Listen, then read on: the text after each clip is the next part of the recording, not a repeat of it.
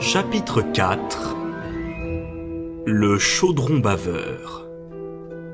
Harry mit plusieurs jours à s'habituer à cette étrange et nouvelle liberté. Jamais auparavant, il n'avait eu la possibilité de se lever quand bon lui semblait ou de manger ce qui lui plaisait. Il pouvait même aller où il voulait à condition que ce fût sur le chemin de traverse. Mais comme cette longue rue pavée rassemblait les plus extraordinaires boutiques de sorcellerie du monde, Harry n'avait aucune envie de désobéir à Fudge en s'aventurant dans le monde des moldus. Chaque matin, il prenait son petit déjeuner dans la salle du chaudron baveur où il prenait plaisir à observer les autres clients. De drôles de petites sorcières débarquées de la campagne pour faire du shopping sur le chemin de traverse, de vieux mages vénérables commentant les derniers articles du mensuel de la métamorphose, des sorciers hirsutes, des nains tapageurs et même un jour, quelqu'un qui avait l'air d'une harpie et qui commanda une assiette de foie cru, la tête dissimulée sous un passe-montagne. Après le petit déjeuner, Harry sortait dans la cour, derrière le pub, prenait sa baguette magique, tapotait la 3e brique au-dessus de la poubelle en partant de la gauche, et attendait que s'ouvre la porte en arcade qui donnait accès au chemin de traverse. Il passait de longues journées ensoleillées à explorer les boutiques et à manger à l'ombre des parasols multicolores disposés aux terrasses des cafés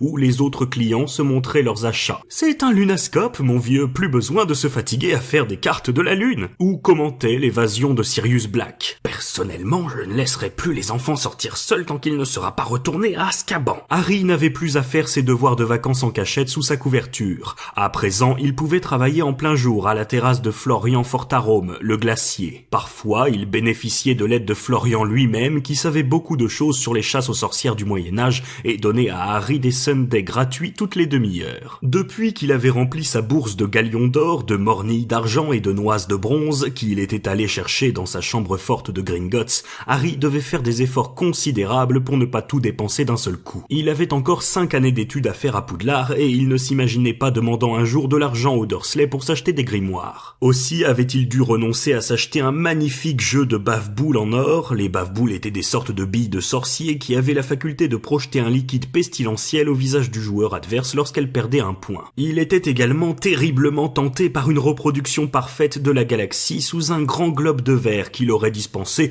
de prendre désormais le moindre cours d'astronomie. Mais l'objet qui exerça sur lui la plus grande tentation apparut une semaine après son arrivée au chaudron baveur. Son sens de l'économie fut en effet mis à rude épreuve lorsqu'il vit une foule s'engouffrer soudain dans sa boutique préférée, le magasin d'accessoires de Quidditch. Intrigué, Harry entra à son tour et se fraya un chemin parmi des sorciers surexcités jusqu'à un podium qui venait d'être installé. Il aperçut alors le plus extraordinaire ballet qu'il eût jamais vu. « Ça vient de sortir, c'est un prototype », dit quelqu'un à côté de Harry. « C'est vrai que c'est le balai le plus rapide du monde, papa ?» demanda un jeune garçon accroché au bras de son père. « L'équipe nationale d'Irlande vient de commander 7 de ces merveilles pour ses joueurs !» annonça le patron du magasin. « Et ils partent favoris pour la Coupe du Monde !» Une grosse sorcière qui se tenait devant Harry se décida enfin à bouger et il put alors lire l'écriteau posé à côté du balai. L'éclair de feu. Avec sa ligne aérodynamique et son manche en bois de frêne recouvert d'un vernis garanti inattaquable, ce balai de course représente le dernier cri en matière de technologie. Chaque modèle porte sur le manche un numéro de fabrication gravé à la main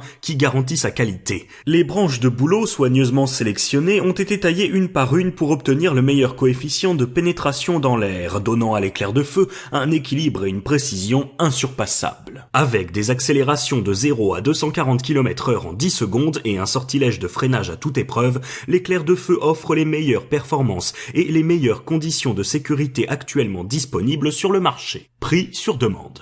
Prix sur demande. Harry n'osait même pas songer à la quantité d'or que pouvait coûter une telle merveille. C'était la première fois de sa vie qu'il désirait quelque chose avec autant d'intensité. Mais après tout, il n'avait jamais perdu un match de Quidditch sur son imbus 2000, alors à quoi bon vider le contenu de sa chambre forte de Gringotts pour acheter un éclair de feu, puisqu'il possédait déjà un excellent balai. Harry ne demanda pas le prix, mais il revint presque chaque jour dans le magasin pour contempler l'objet. Il y avait beaucoup d'autres choses qu'il était obligé d'acheter. Il passa chez l'apothicaire et renouvela son stock d'ingrédients pour potions, puis il acheta de nouvelles robes de sorcier, celle de l'année dernière étant désormais trop courte de plusieurs centimètres. Plus important encore, il fit l'acquisition de ces nouveaux manuels, notamment ceux qui traitaient des 2 nouvelles matières qu'il étudierait cette année, soins aux créatures magiques et divination. Harry eut une surprise en regardant la vitrine du libraire. Au lieu de l'habituelle exhibition de grimoires de la taille d'un pavé, à la couverture incrustée de lettres d'or, il y avait une grande cage de fer dans laquelle étaient enfermés une centaine d'exemplaires du monstrueux livre des monstres. Des pages déchirées volaient en tous sens, tandis que les livres se livraient à des matchs de lutte, s'agrippant dans des prises furieuses ponctuées de féroces claquements de couverture. Harry sortit sa liste de livres de sa poche et la regarda pour la première fois en détail. Le monstrueux livre des monstres était le manuel de base des cours de soins aux créatures magiques. Harry comprenait à présent pourquoi Hagrid lui en avait offert un pour son anniversaire. Il se sentait soulagé. Il avait craint que Hagrid ait encore adopté un animal terrifiant et qu'il ait besoin d'aide pour le maîtriser. Lorsque Harry entra dans la librairie fleurie et botte, le directeur se précipita vers lui. « Élève de Poudlard » dit-il à brûle-pourpoint. « Vous êtes venu chercher vos nouveaux livres ?»« Oui, » dit Harry. « J'ai besoin de... »« Écartez-vous » dit le libraire d'un ton impatient en repoussant Harry. Il passa une paire de gants épais, saisit une grosse canne noueuse et s'avança vers la porte de la cage aux livres monstrueux. « Pas la peine, » dit Harry. « J'en ai déjà un. »« Vraiment ?» Le visage du libraire exprima un profond soulagement. « Ça, c'est une bonne nouvelle, » dit-il. « Je me suis déjà fait mordre 5 fois ce matin. » Un bruit de déchirure retentit alors. 2 des livres monstrueux en avaient attrapé un 3e et s'acharnaient à le mettre en pièces. « Arrêtez, arrêtez !» s'écria le libraire en leur donnant de grands coups de canne à travers les barreaux de la cage. « Je ne laisserai plus jamais ces horreurs entrer dans ma boutique, plus jamais. C'est devenu une maison de fous. Je croyais qu'il n'y aurait rien de pire que le jour où on a acheté 200 exemplaires du livre invisible de l'invisibilité. Ils nous ont coûté une fortune et on ne les a jamais retrouvés.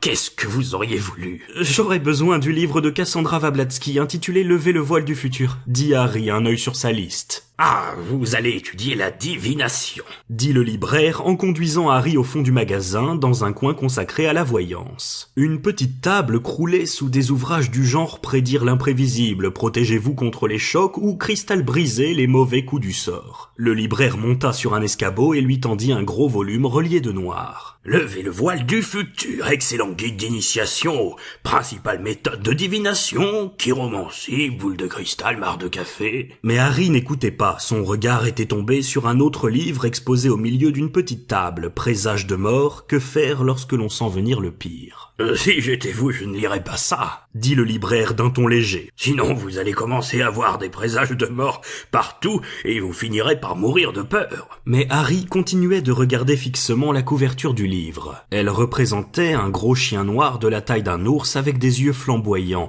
un chien qui avait quelque chose d'étrangement familier. Le libraire lui mit entre les mains un exemplaire de Lever le voile du futur. « Il vous faut autre chose ?» demanda-t-il.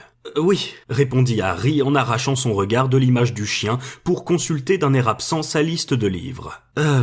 Il me faudrait le manuel du cours moyen de métamorphose et le livre des sorts et enchantements niveau 3. 10 minutes plus tard, Harry sortit de chez Fleury et Botte avec ses nouveaux livres sous le bras et retourna au chaudron baveur. Il marchait droit devant lui sans faire très attention où il mettait les pieds et bouscula plusieurs personnes sur son passage. Il monta d'un pas lourd les marches de l'escalier, entra dans sa chambre et jeta les livres sur le lit. Quelqu'un était venu faire le ménage. Les fenêtres étaient ouvertes et le soleil inondait la pièce. Derrière lui, Harry entendait le bruit des autobus qui roulaient dans le monde invisible des moldus mêlés à la rumeur de la foule, tout aussi invisible qui se pressait sur le chemin de traverse. Il aperçut alors son reflet dans le miroir, au-dessus du lavabo. « Ce ne pouvait pas être un présage de mort », dit-il à son image sur un ton de défi. « J'étais pris de panique quand j'ai vu cette chose dans Magnolia Crescent. C'était sans doute un simple chien errant. » Il leva machinalement la main et essaya d'aplatir ses cheveux. « Ça, c'est un combat perdu d'avance », dit alors son miroir d'une voix sifflante. À mesure que les jours passaient, Harry essayait de repérer Ron ou Hermione dans la foule. On voyait à présent de nombreux élèves de Poudlard sur le chemin de traverse. Dans le magasin d'accessoires de Quidditch, Harry rencontra Seamus Finnegan et Dean Thomas, ses camarades de classe de la maison de Gryffondor. Eux aussi regardaient l'éclair de feu avec des yeux ronds. Devant la librairie, il rencontra également le véritable Neville Londubat, un garçon distrait au visage lunaire. Harry ne s'arrêta pas pour bavarder avec lui.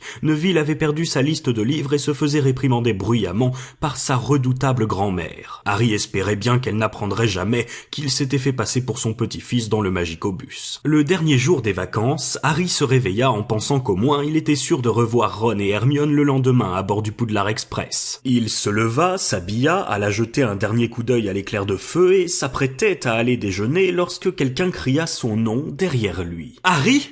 Harry !» Ils étaient là tous les deux, assis à la terrasse de chez Florian Fortarome, et lui faisaient de grands signes de la main. Hermione arborait un bronzage impressionnant et Ron semblait avoir plus de taches de rousseur que jamais. « Enfin !» dit Ron avec un large sourire, tandis que Harry s'asseyait à leur table. « On est allé te chercher au chaudron baveur, mais ils nous ont dit que tu étais parti. J'ai déjà acheté toutes mes fournitures, » expliqua Harry. « Mais comment avez-vous su que j'étais au chaudron baveur ? Par mon père, » répondit simplement Ron. Monsieur Weasley, qui travaillait au ministère de la Magie, devait être au courant de toute l'histoire, y compris de ce qui était arrivé à la tante Marge. « C'est vrai que tu as gonflé ta tante comme un ballon ?» demanda Hermione d'un ton grave. « Je ne l'ai pas fait exprès, » assura Harry pendant que Ron éclatait de rire. « J'ai simplement perdu mon sang-froid. »« Ce n'est pas drôle, Ron, » dit sèchement Hermione. « Honnêtement, je suis stupéfaite que Harry n'ait pas été renvoyé de Poudlard. »« Moi aussi, » admit Harry. « Je m'attendais même à me faire arrêter. » « Ton père ne sait pas pourquoi Fudge a fermé les yeux ?» ajouta-t-il en se tournant vers Ron. « Sans doute parce que c'est toi » répondit Ron, qui riait toujours. « Le célèbre Harry Potter ? Je préfère ne pas savoir ce que le ministère me ferait à moi si je m'amusais à gonfler une de mes tantes. Remarque, il faudrait d'abord qu'il me déterre parce que ma mère m'aurait tué sur le champ. Tu n'as qu'à demander à mon père ce soir. Nous aussi on va passer la nuit au chaudron baveur. Comme ça, tu pourras venir avec nous à la gare demain. » Hermione reste aussi. Hermione, le visage rayonnant, approuva d'un signe de tête. « Mes parents m'ont laissé ici avec toutes mes affaires. Formidable !» s'exclama Harry d'un ton joyeux. « Alors, vous avez tout acheté ? Il ne vous manque plus rien ? Regarde ça !» dit Ron en sortant une longue boîte qu'il ouvrit délicatement. « Une baguette magique, toute neuve. 35 cm de long en bois de saule avec un crin de queue de licorne à l'intérieur. Et on a acheté tous nos livres, » ajouta-t-il en montrant un grand sac sous sa chaise. « Tu as vu un peu ce livre des monstres ? Le libraire a failli fondre en larmes quand on lui a dit qu'il nous en fallait 2. » « Et tout ça, qu'est-ce que c'est ?» demanda Harry en montrant 3 énormes sacs posés tout autour d'Hermione. « Cette année, j'ai pris davantage d'options que vous, » expliqua-t-elle. « Ça, ce sont mes livres d'arithmancie, de soins aux créatures magiques, de divination, d'études des runes, d'études des moldus. »« Pourquoi étudier les moldus ?» s'étonna Ron en lançant un regard effaré à Harry. « Tu es né dans une famille de moldus. Tes parents sont des moldus.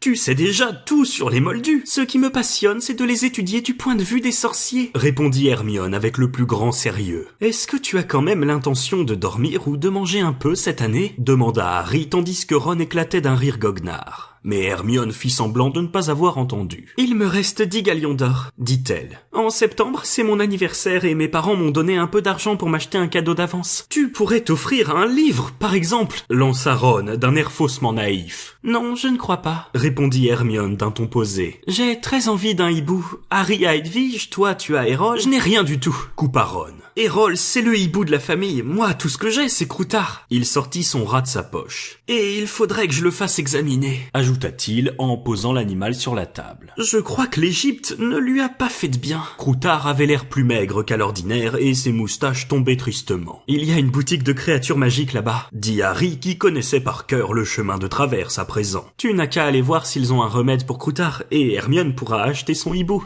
Ils payèrent leur glace et traversèrent la rue pour aller à la ménagerie magique. La boutique n'était pas très grande et les murs étaient entièrement recouverts de cages. Il y régnait un vacarme permanent accompagné d'une forte odeur. Les créatures qui occupaient les cages passaient leur temps à piailler, couiner, cacter, siffler. Derrière le comptoir, une sorcière donnait des conseils à un client sur les soins à prodiguer au triton à double queue. Pendant ce temps, Harry, Ron et Hermione examinèrent les créatures enfermées dans les cages. 2 énormes crapauds violets gobaient des cadavres de mouches à viande en émettant des bruits de succion. Une tortue géante, à la carapace incrustée de pierres précieuses, étincelait près de la vitrine. Des escargots venimeux de couleur orange rampaient lentement sur les parois de leur cage de verre et un gros lièvre blanc se métamorphosait sans cesse en chapeau haute forme dans un bruit de pétard. Il y avait aussi des chats de toutes les couleurs, une cage pleine de corbeaux jacasseurs, un panier de petites créatures à fourrure qui chantonnaient bruyamment et, sur le comptoir, une grande cage remplie de rats noirs qui sautaient à la corde en se servant de leur queue. Le client au triton sortit de la boutique et Ron s'approcha du comptoir. J'ai des ennuis avec mon rat, dit-il à la sorcière. Il est un peu patraque depuis qu'on est allé en Égypte. Mettez-le-moi sur le comptoir, dit la sorcière en sortant une paire de grosses lunettes noires. Ron extirpa Croutard de sa poche et le déposa à côté de la cage remplie de ses congénères qui cessèrent aussitôt leur jeu et se précipitèrent sur les barreaux pour le regarder de plus près. Comme presque tout ce qu'il possédait, Ron l'avait hérité d'un de ses frères. Il avait appartenu à Percy et Croutard n'avait jamais été très reluisant. À côté des rats aux poils soyeux rassemblés dans la cage, il semblait particulièrement pitoyable. Grommela la sorcière. Il a quel âge, ce rat? Je ne sais pas, dit Ron. Il est vieux, ça, c'est sûr. Avant, il appartenait à mon frère. Qu'est-ce qu'il a comme pouvoir? Demanda la sorcière en examinant soigneusement Croutard. Hein? Dit Ron. La vérité, c'était que Croutard n'avait jamais manifesté le moindre don pour quoi que ce soit. Les yeux de la sorcière regardèrent l'oreille gauche en lambeaux de l'animal, puis sa patte de devant amputée d'un doigt. Il est au bout du rouleau, dit-elle en hochant la tête. Il était déjà comme ça quand Percy me l'a donné, répondit Ron, comme pour se défendre. Un rat ordinaire comme celui-là vit rarement plus de 3 ans, dit la sorcière. Mais si vous cherchez quelque chose d'un peu plus résistant, vous pourriez peut-être essayer un de ceux-ci. Elle montra les rats noirs qui recommencèrent à sauter à la corde. Des cabotins, marmonna Ron. Si vous n'en voulez pas d'autres, essayez ce réconfortant, c'est un tonique pour rabougris, dit la sorcière en prenant un flacon rouge sous le comptoir. D'accord, dit Ron. C'est combien? Ah oui! Ron se plia en deux, les mains levées pour se protéger. Une chose énorme de couleur orange s'était élancée de la plus haute des cages, avait atterri sur sa tête, puis rebondit au milieu du comptoir en se précipitant sur Croutard avec des sifflements furieux. Non, ça suffit, patin rond! S'écria la sorcière. Mais Croutard lui avait glissé des mains comme un savon. Il atterrit sur le sol, les pattes écartées, et s'enfuit vers la porte de la boutique. « Croutard !» s'exclama Ron en se lançant à sa poursuite dans la rue. Harry le suivit, et il leur fallut près d'une dizaine de minutes pour retrouver Croutard, qui était allé se réfugier sous une poubelle à proximité du magasin d'accessoires de Quidditch. Ron remit le rat tout tremblant dans sa poche et se redressa en se massant la tête. « Qu'est-ce que c'est que ce truc qui m'est tombé sur le crâne ?» dit-il. « C'était soit un très gros chat, soit un petit tigre », suggéra Harry. « Où est Hermione ? Sans doute en train d'acheter son hibou. » Ils revinrent sur leurs pas parmi la foule qui se pressait sur le chemin de traverse. Lorsqu'ils furent de retour devant la ménagerie magique, Hermione sortit de la boutique, mais ce n'était pas un hibou qu'elle serrait dans ses bras, c'était l'énorme chat orange. « Ne me dis pas que tu as acheté ce monstre !» s'exclama Ron, bouche bée. « Il est magnifique, tu ne trouves pas ?» dit Hermione rayonnante. Question de goût, pensa Harry. La fourrure orangée du chat était épaisse et foisonnante, mais l'animal avait les pattes nettement arquées et son museau étrangement écrasé, comme s'il avait heurté un mur de plein fouet, lui donnait l'air grincheux. À présent que Croutard avait disparu de son champ de vision, le chat ronronnait paisiblement dans les bras d'Hermione. « Hermione, cette chose m'a quasiment scalpé !» protesta Ron. « Il ne l'a pas fait exprès, n'est-ce pas, patin rond ?» dit Hermione. « Et pour Croutard, il ne l'a pas fait exprès !» s'indigna Ron en montrant la bosse que formait sa poche. « Ce rat a besoin de repos et de tranquillité. Il n'aura jamais la paix avec ce machin-là autour de lui. Ça me fait penser que tu avais oublié ton réconfortant, dit Hermione en lui glissant dans la main le petit flacon rouge. Et cesse de te faire du souci, patin rond dormira dans le dortoir des filles et Croutard dans celui des garçons. Alors je ne vois pas le problème. Pauvre patin rond, cette sorcière m'a dit qu'il est resté dans cette boutique pendant une éternité. Personne ne voulait de lui. Je me demande bien pourquoi, dit Ron d'un ton sarcastique, tandis qu'il prenait la direction du chaudron baveur. Monsieur Weasley, assis au bar, lisait la Gazette du Sorcier. « Harry !» lança-t-il avec un grand sourire. « Comment vas-tu ?»« Très bien, merci, » répondit Harry. Suivi de Ron et d'Hermione, il rejoignit Monsieur Weasley au bar. À la une du journal s'étalait à nouveau une photo de Sirius Black qui le regardait. « Ils ne l'ont toujours pas attrapé ?» demanda-t-il. « Non. » répondit Monsieur Weasley avec une soudaine gravité. « Nous avons tous été mobilisés pour essayer de le retrouver, mais jusqu'à présent, nous avons échoué. »« Est-ce qu'on toucherait une récompense si on l'attrapait ?» demanda Ron. « Ce serait une bonne chose de ramasser un peu d'argent. »« Ne sois pas ridicule, Ron, » répliqua Monsieur Weasley qui paraissait très tendu. « Black ne va pas se laisser prendre par un sorcier de 13 ans.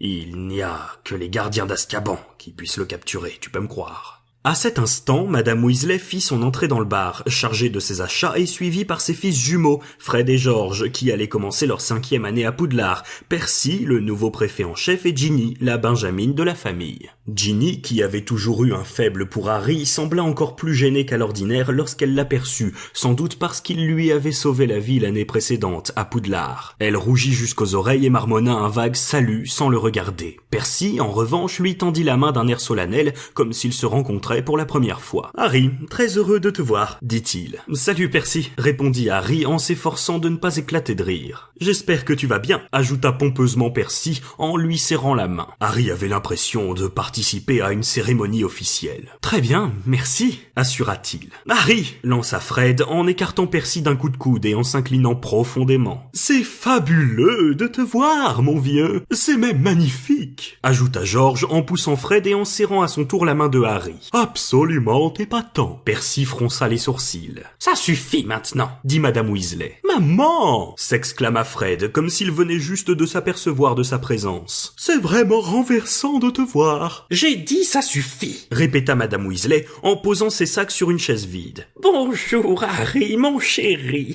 J'imagine que tu connais déjà la nouvelle. » Elle montra l'insigne en argent flambant neuf sur la poitrine de Percy. « Le 2e préfet en chef de la famille, » dit-elle avec orgueil. « Et le dernier ?» marmonna Fred dans un souffle. Ça, je n'en doute pas, reprit Madame Weasley en fronçant les sourcils. J'ai remarqué qu'aucun d'entre vous n'a été nommé préfet. Et pourquoi est-ce qu'il faudrait être préfet ? S'indigna George, que l'idée semblait révolter. La vie ne serait plus drôle du tout. Ginny eut un petit rire. Tu pourrais donner un meilleur exemple à ta sœur, répliqua sèchement Madame Weasley. Ginny a d'autres frères qui peuvent lui servir d'exemple, maman, dit Percy d'un ton supérieur. Je vais me changer pour aller dîner. Il s'éloigna et George poussa un profond soupir. On a essayé de l'enfermer dans une pyramide, dit-il à Harry, mais maman nous a vus. Ce soir-là, le dîner fut particulièrement agréable. Tom avait disposé 3 tables côte à côte dans le petit salon et il servit 5 plats délicieux à la famille Weasley, accompagnés de Harry et d'Hermione. Comment on va faire pour aller à la gare demain ? Demanda Fred à son père, tandis qu'il entamait un somptueux gâteau au chocolat. Le ministère va nous envoyer 2 voitures, répondit Monsieur Weasley. Tout le monde se tourna vers lui. Comment ça se fait ? S'étonna Percy. C'est à cause de toi, Perce, dit George, le plus sérieusement du monde. Ils vont mettre des petits drapeaux sur le capot avec les lettres PEC brodées dessus. Ça veut dire prétentieux et crâneur, ajouta Fred. Tout le monde pouffa de rire, sauf Percy et Madame Weasley. Pourquoi le ministère nous envoie-t-il des voitures ? Papa, demanda à nouveau Percy d'une voix cérémonieuse. Eh bien, étant donné qu'on n'en a plus, et que je travaille là-bas, ils ont décidé de me faire une fleur, répondit Monsieur Weasley. Il avait dit cela d'un ton détaché, mais Harry remarqua que ses oreilles étaient devenues écarlates, comme celles de Ron lorsqu'il n'était pas très à l'aise. Et heureusement, intervint Madame Weasley. Tu te rends compte de tous les bagages que vous avez à vous tous. Vous offririez un beau spectacle dans le métro des Moldus. Vos valises sont prêtes, j'espère. Ron n'a pas encore rangé toutes ses affaires dans la sienne, dit Percy d'un ton douloureux. Il a tout entassé sur mon lit. Tu ferais bien de t'en occuper maintenant, Ron, dit Madame Weasley. Demain, nous n'aurons pas beaucoup de temps. Ron jeta un regard noir à Percy. À la fin du dîner, tout le monde avait l'estomac bien plein et se sentait un peu endormi. Un par un, les convives montèrent l'escalier pour préparer les bagages. Ron et Percy occupaient la chambre voisine de celle de Harry. Celui-ci venait de boucler sa valise lorsqu'il entendit des éclats de voix de l'autre côté du mur. Il sortit dans le couloir pour voir ce qui se passait. La porte de la chambre 12 était entr'ouverte et Percy semblait furieux. « Il était là, sur la table de chevet !» hurlait-il. « Je l'avais enlevé pour l'astiquer. Je n'y ai pas touché, c'est tout !» répliqua Ron. « Qu'est-ce qui se passe ?» demanda Harry. « Mon insigne de préfet en chef a disparu !» dit Percy en se tournant vers Harry. « Et le raconfortant de Croutard aussi !» ajouta Ron en fouillant dans sa valise. « Je me demande si je ne l'ai pas oublié au bar. »« Question que je sorte d'ici tant qu'on n'aura pas retrouvé mon insigne !» s'écria Percy. « Je viens de finir ma valise. Je peux aller chercher le médicament de Croutard » dit Harry à Ron en sortant de la pièce. Il était presque arrivé au bar lorsqu'il entendit les échos d'une autre dispute en provenance du petit salon. Il reconnut les voix de Monsieur et Madame Weasley. Harry hésita. Il aurait voulu se faire le plus discret possible, mais lorsqu'il entendit prononcer son propre nom, la curiosité l'emporta et il s'approcha de la porte. « C'est absurde de ne rien lui dire !» s'exclamait Monsieur Weasley. « Harry a le droit de savoir. J'ai essayé d'en parler à Fudge, mais il n'a rien voulu entendre. Il persiste à traiter Harry comme un gamin. Pourtant, à 13 ans, il est quand même dur. L'interrompit Madame Weasley d'une voix perçante. Harry serait terrifié s'il apprenait la vérité. Tu veux vraiment qu'il retourne en classe avec cette menace au-dessus de la tête? Laisse-le donc tranquille, il est beaucoup plus heureux en ne sachant rien. Je ne veux pas le démoraliser, je veux simplement qu'il soit sur ses gardes, répliqua Monsieur Weasley. Tu sais bien comment ils sont, lui et Ron, ils vont toujours se promener tous les deux, ils ont même fini par se retrouver dans la forêt interdite. Mais cette année, il ne faut surtout pas que Harry recommence ce genre de fantaisie. Quand je pense à ce qui aurait pu lui arriver le soir où il s'est enfui de chez lui, si le Magicobus ne l'avait pas ramassé, je suis sûr qu'il serait mort avant que le ministère le retrouve. Justement, il n'est pas mort. Il est même en parfaite santé, alors à quoi bon? Molly, on dit que Sirius Black est fou, et c'est sans doute vrai, mais il a été suffisamment intelligent pour arriver à s'évader d'Azkaban, alors qu'en principe c'est impossible.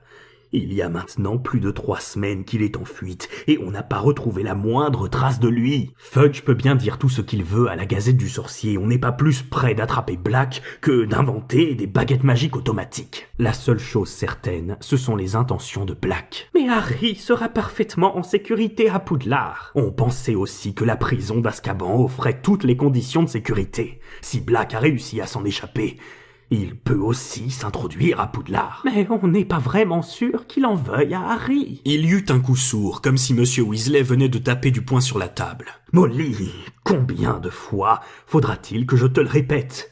Ils n'en ont pas parlé dans la presse parce que Fudge ne veut pas que ça se sache, mais il s'est rendu à Azkaban la nuit où Black s'est évadé. Les gardiens lui ont dit que depuis un certain temps, Black parlait dans son sommeil et qu'il répétait toujours la même chose. Il est à Poudlard, il est à Poudlard. Black a l'esprit dérangé, Molly, et il veut tuer Harry. À mon avis, il doit être persuadé que tuer Harry permettrait de ramener tu sais qui au pouvoir.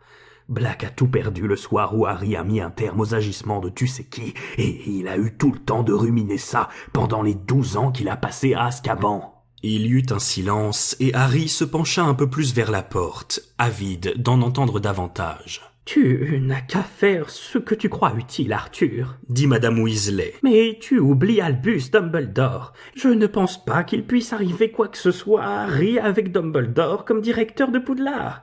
J'imagine qu'il est au courant. » Bien entendu, il a fallu lui demander l'autorisation de poster des gardiens d'Azkaban aux différentes entrées de l'école.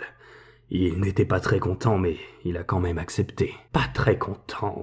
Pourquoi serait-il mécontent s'il parvenait à capturer Black? Dumbledore n'aime pas beaucoup les gardiens d'Azkaban, dit Monsieur Weasley. Moi non plus d'ailleurs. Mais quand on a affaire à un sorcier tel que Black, il faut parfois travailler avec des gens qu'on préférerait éviter. S'ils arrivent à sauver Harry, dans ce cas, je ne dirai plus jamais rien contre eux, assura Monsieur Weasley d'un ton las. Il est tard, Molly, on ferait bien d'aller se coucher. Harry entendit bouger des chaises. Dans le plus grand silence, il fila alors en direction du bar où on ne pouvait le voir. La porte du petit salon s'ouvrit et des bruits de pas lui indiquèrent que Monsieur et Madame Weasley montaient l'escalier. La bouteille de tonique pour rat se trouvait sous la table à laquelle il s'était assis dans l'après-midi. Harry attendit que la porte de la chambre de Monsieur et Madame Weasley se soit refermée, puis il monta l'escalier à son tour avec le flacon. Fred et George, accroupis dans la pénombre du couloir, se retenaient de rire en écoutant Percy fouiller partout dans la chambre pour essayer de retrouver son insigne. « C'est nous qui l'avons », chuchota Fred à Harry. « On l'a un peu arrangé. » À présent, on pouvait lire sur l'insigne « Roquet en chef ». Harry se força à rire, alla donner à Ron le tonique pour rat, puis s'enferma dans sa chambre et s'allongea sur son lit. Ainsi donc, Sirius Black cherchait à le tuer. Tout s'expliquait à présent. Fudge s'était montré indulgent envers lui simplement parce qu'il avait été soulagé de le retrouver vivant, et il avait fait promettre à Harry de rester sur le chemin de traverse où il y avait plein de sorciers pour veiller sur lui, et il allait envoyer 2 voitures officielles qui les emmèneraient à la gare,